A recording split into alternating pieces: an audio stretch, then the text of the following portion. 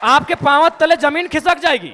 जब आपने छेड़ा है तो सुन लीजिए, यही विनोद बिहारी विश्वविद्यालय में एक कंपनी, एक एजेंसी ने टेंडर लिया है, मजदूरों को ज्वाइनिंग लेटर के साथ साथ रिजिग्नेशन लेटर पे साइन करा गया। इस भारत में कहां होता है यार? मैं आक्रामकता की बातें करता हूं, कारण कौन है? रिजिग्नेशन लेटर पे साइन कराया गया है, कौन देगा उत्तर? भारत देश में 4 स्तंभ है कहने को, न्यायपालिका, कार्यपालिका, विधायिका, पत्रकारिता। कौन रिस्पॉन्सिबल है कि ज्वाइनिंग, ताजुब की बात है, ज्वाइनिंग लेटर भी मिला है और उनको साइन भी करा लिया है। क्या बोलते हैं आप? रिजिग्नेशन लेटर, रिजाइन लेटर में भी साइन करवाया गया है। और एक घटना गोमिया की, जब मेरा सभा था बेरमो में, वो लड़का आया, उसने कहा कि जो एजेंसी है उनको पेमेंट देना होता है 20,000, लेकिन मेरा शर्त है उनका कि 20,000 आपके अकाउंट में देंगे, आपको 8,000 रिटर्न करना होगा, नहीं तो नौकरी से निकाल देंगे। उसके बाद भी अगर आपका खून नहीं खोलता है तो आप बनावटी लोग हैं, असल लोग नहीं है। अगर आप चाहते हैं मेरे अंदर की आक्रामकता कम हो, आप चाहते हैं मेरे अंदर की उग्र भावना कम हो, तो आज प्रबुद्ध लोग बैठे हैं। आज माननीय मंत्री दीदी बैठी हैं, आज माननीय मंत्री महोदय बैठे हैं, मंत्री 3 मंत्री बैठे हैं, आज प्रदेश अध्यक्ष महोदय बैठे, सांसद महोदय बैठे हैं, झारखंड मुक्ति मोर्चा के फिलहाल पालनहार हैं बैठे, आज विधायक मैडम बैठी हैं, यहां भी एक विधायक बैठे हैं, यहां भी एक विधायक बैठे हैं। ये लोग तय करें कि इस प्रकार का जुल्म, शोषण, अत्याचार एक आम व्यक्ति पे, यानी जो लोग हाशिए पर हैं, जो लोग निम्न स्तर पे हैं, उनके साथ अन्याय नहीं होगा। जयराम महतो प्रेम की कविताएं लिखेगा, इनकलाब की बातें नहीं करेगा। जयराम जी, कि अगर एक व्यक्ति पे कार्रवाई होती है और उस कार्रवाई से अगर हजारों स्टूडेंट को एक उम्मीद मिलती है, अगर एक व्यक्ति पे कार्रवाई होती है और हजारों किसानों की खुशहाली आती है, तो मुझे लगता है उस व्यक्ति पे कार्रवाई होनी चाहिए। और मैं अपना एक अनुभव बताना चाहूँगा, हालांकि ऐसे मंचों पे जहाँ एकेडमिक लोग आके सुन रहे हैं, इंटेलेक्चुअल लोग आके सुन रहे हैं, नहीं बोलना चाहिए, लेकिन मुझे मेरा जो कैरेक्टर है वो सबके सामने मैं आपको बताना चाहूँगा। ये बेरमो कठारा की घटना है। वहाँ एक व्यक्ति का अटेंडेंस रोक दिया जाता है, पंच ब्लॉक कर दिया जाता है, जो नौकरी का प्रावधान होता है कोलियरी में। वो व्यक्ति हमारे पास आता है, आके हमें सुनाता है कि भैया ऐसा ऐसा बात है, मेरा कसूर इतना है कि झारखंडी है और हमें मतलब मेरा पंच को ब्लॉक कर दिया गया है, मेरे अटेंडेंस को रोक दिया गया है, तो कुछ उपाय किया जाए। तो हम उनको फ़ोन लगाते हैं, तो हमने परिचय दिया कि सर ऐसा क्यों करते हैं, गरीब आदमी है, बड़ी मुश्किल से रोजगार चलता है, तो इनको पुनः रख लिया जाए। तो उधर से आवाज़ आई कि आप कौन बोल रहे हैं? तो हमने कहा कि हम जयराम कुमार महतो बोल रहे हैं, वर्तमान में गिरिडीह लोकसभा लड़े हैं। तो बोला नहीं, आपसे हम परिचित नहीं है। तो हमें लगा कि शायद वो विधायक या सांसद की पैरवी सुनना चाहते हैं। तो मैंने इतना कहा था कि 2 महीने के बाद चुनाव है, हम बेरमो भी लड़ेंगे, गोमिया भी लड़ेंगे, डुमरी भी लड़ेंगे, अगर वहां से कोई भी सीट जीत के आ जाते हैं तो आपको दामोदर नदी में ले जाकर डाल देंगे। विश्वास कीजिए, वो व्यक्ति का भी नाम बता देंगे, ऐसा नहीं हम झूठ बोल रहे हैं। 10 सेकंड में उनका आवाज बदला कि जयराम बाबू बोलिए क्या बात है। अगर मेरे इस व्यवहार से उसका नौकरी बच जाता है तो मुझे अपने इस व्यवहार से कोई कंप्रोमाइज नहीं करना है। अलग राज्य की लड़ाई जिन मुद्दों के साथ लड़ी गई थी वही मेरे मुद्दे होंगे। झारखंड अलग राज्य की लड़ाई में जो सोच के साथ इस राज्य को अलग किया गया था कि जब ये राज्य अलग होगा तो यहाँ के युवाओं के पास क्या अधिकार होगा, जब ये राज्य अलग होगा तो यहाँ के किसानों के पास क्या स्वतंत्रता होगी, मेरे मुद्दे वही होंगे।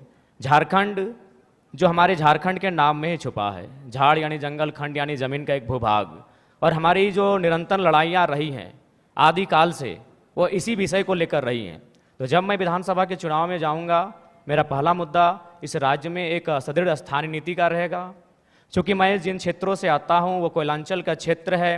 आज भी मैं जब कोयलांचल से होकर आया तो लोगों ने अपनी समस्याओं को लगभग 15-20 आवेदन मेरे पास पड़े। जब मैं एक सामान्य सा बालक हूँ, मैं एक साधारण सा बालक हूँ और मुझे प्रतिदिन 15 से 20 समस्याओं को सुनना पड़ता है, जो समस्याएं होती है ज़मीन से संबंधित। इसलिए मेरा मानना है कि ज़मीन संबंधित जो कानून जो आज हमारे राज्य में हैं भी, CNT, SPT, लेकिन जो लोग सरकार में बैठे हैं उनके मैनिफेस्टो में शामिल होने के बाद भी प्रभावी रूप से लागू ना हो पाना, प्रभावी रूप से उन विषयों पर चर्चा नहीं कर पाना, उनको संरक्षण ना दे पाना एक बहुत ही गंभीर विषय है। और मेरा मानना यही है, जो कि मैं किसान वर्ग से भी संबंध रखता हूँ, एक किसान का बेटा हूँ, तो मेरे हिसाब से जो ज़मीन संबंधित मुद्दे हैं वो मेरे प्राथमिक मुद्दे होंगे। उसके बाद आज छात्रों की समस्या देख सकते हैं। आज CGL के छात्र, JSSC CGL के छात्र आज धरने पर बैठे हैं। विगत जो पहला एग्ज़ाम हुआ था उस एग्ज़ाम में धांधली हुई, इस एग्ज़ाम में धांधली का मामला सामने आ रहा है। तो निश्चय एक बेहतर नियोजन नीति हो और इस तरीके से एग्ज़ाम को लिया जाए कि धांधली ना हो, गड़बड़ी ना हो, और महत्वपूर्ण सबसे कि अन्य राज्य से लोग जो हमारी हकमारी कर रहे हैं वो कम से कम रुके। उसके लिए मेरे पास मेरी योजना होगी कि हम लोग प्रखंड स्तरीय भाषा के आधार पर एग्जाम लेंगे, क्योंकि भारतीय संविधान आर्टिकल 1516 इस बात का उल्लेख करता है कि हम जात के आधार पर भेदभाव नहीं कर सकते हैं, हम धर्म के आधार पर भेदभाव नहीं कर सकते हैं, हम उद्गम स्थान के आधार पर भेदभाव नहीं कर सकते हैं, हम लिंग के आधार पर भेदभाव नहीं कर सकते हैं, लेकिन भाषा का कहीं जिक्र नहीं है। तो मेरा मानना है कि सरकार को इस विषय पर सोचना चाहिए। हम लोग अगर सरकार में आते तो इस विषय पर सोचेंगे कि जो प्रतियोगिता की परीक्षाएं होंगी वो हमारी भाषाओं में होंगी।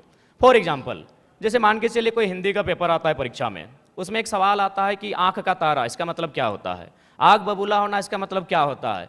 तो झारखंड के अभ्यर्थी के साथ साथ इस सवाल का उत्तर बिहार के अभ्यर्थी को भी मालूम है, इस सवाल का उत्तर उत्तर प्रदेश, मध्य प्रदेश, राजस्थान के अभ्यर्थी को भी मालूम है। लेकिन अगर हम अपनी भाषा को प्रमोट करेंगे, अपनी कल्चर को अगर प्रमोट करेंगे प्रतियोगिता परीक्षाओं में, और वहाँ सवाल ये रहेगा, मान के चलिए मैं धनबाद के तुपचांची ब्लॉक से आता हूँ और वहाँ एक मुहावरा चलता है, पखर तर हाथ करे करे झाँक, ना ये राजस्थान को समझ में आएगी ना ये उत्तर प्रदेश को समझ में आएगी। इससे क्या होगा कि नियम भी बना रहेगा और हमारी जो नौकरियों में हकमारी हो रही है वो भी सुरक्षित रहे। के द्वारा जो एविडेंस साक्ष्य प्रस्तुत किए जा रहे हैं, तो प्रथम दृष्टि से तो यह स्पष्ट हो रहा है कि इस बार भी जो सीजीएल का पेपर है उसमें कहीं ना कहीं गड़बड़ी हुई है, धांधली हुई है।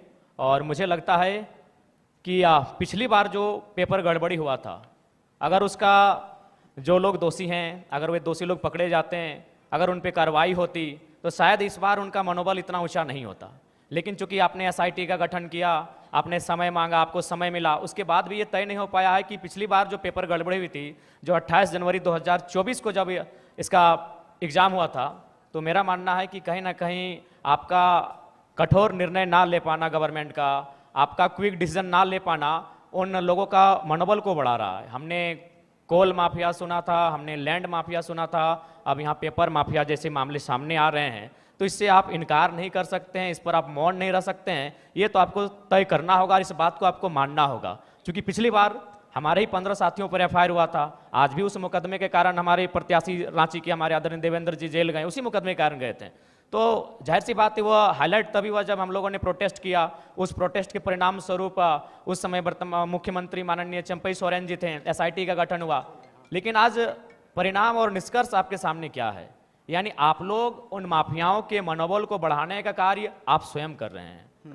तो ये तो आपको तय करना है कि आप छात्रों के साथ हैं या पेपर माफियाओं के साथ है, ये सरकार को आके तय करना है। यदि आप पेपर माफियाओं के खिलाफ हैं, तो पिछली बार जो आपने एसआईटी का गठन किया था उसका निष्कर्ष क्या है, उसका रिजल्ट क्या है, दोषी कौन लोग हैं, वो कटघरे के पीछे कब होंगे, ये राज्य की जनता जानना चाहती है। सीजीएल जेएसएससी के तमाम 6 लाख अभ्यर्थी जानना चाहते हैं। बिल्कुल, सूर्या जी से यही सवाल रहेगा, आप सत्ता के में भी रहे, पिताजी ये के तरफ या इंडिया अलायंस के तरफ? हम लोग अकेले ठीक हैं सर। चुनाव के बाद भी? तो चुनाव के बाद क्यों, हम लोग जनता से हम लोग आशा और अपेक्षा रखें हैं कि हम लोग को अकेले इतनी ताकत दी जाए कि इस राज्य के लिए बेहतर और भला कर सकें। तो आप 81 सीट पर लड़ रहे हैं और चुनाव के बाद जो भी स्थिति हो आप कहीं नहीं जा रहे हैं? जी, हम लोग लगभग 70 सीटों से आवेदन मिला है, वहाँ तो लड़ना ही लड़ना है। बाकी सीटों पर अगर अच्छे प्रत्याशी दमगर मिले तो निसंदेह हम लोग 81 सीटों तक पहुँचेंगे और चुनाव लड़ेंगे।